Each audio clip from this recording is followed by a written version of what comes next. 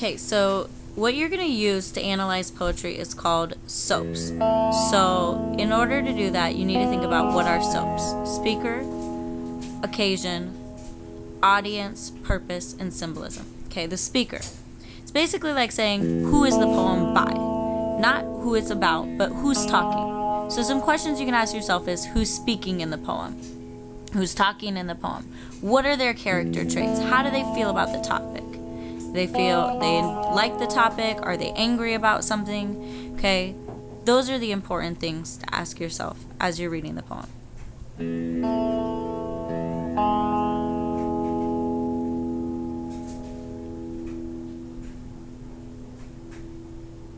Okay, the next thing you're going to think about is the occasion.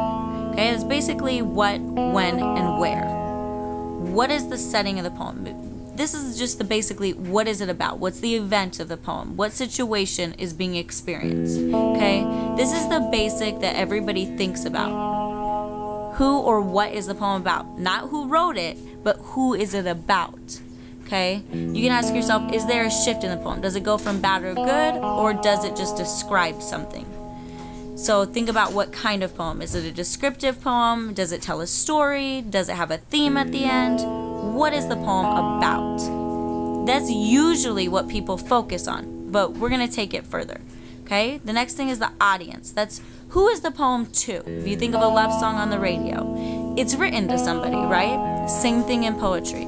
The poem might be written for your daughter or your friend, or somebody that you love, or somebody that you're mad at, okay? Who is this poem intended to be for?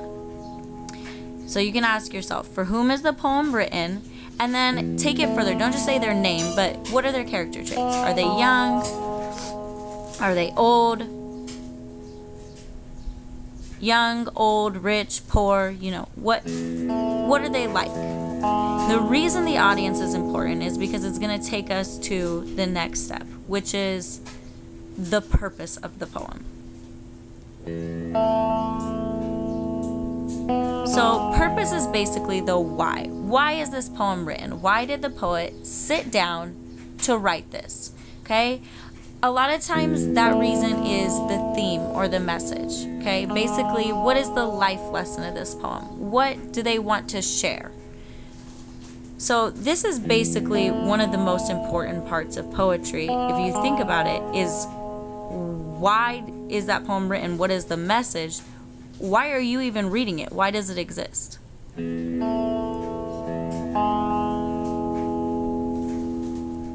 Finally, the last thing is symbolism. Now, this is the part that usually scares people about poetry. If you think of a poem, it has a lot of figurative language, similes, metaphors, personification. Okay, so what you want to do is focus on the stuff that seems important. Either it's at the beginning or the end, or maybe it's symbols that repeat, and think about what do these represent. So you can ask yourself, what do the symbols mean? Are there symbols that repeat? So we've always practiced circling them. If you think about a poem that is about wings, okay, and you see the word wings like a billion times, you should circle it.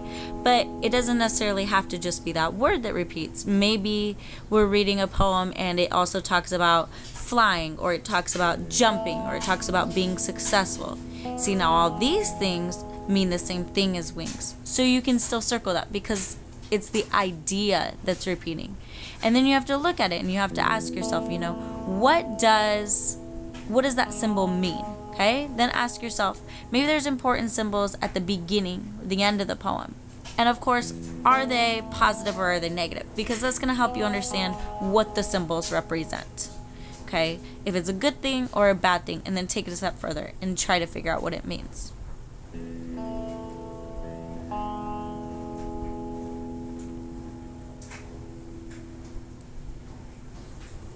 So let's review all the SOAPs.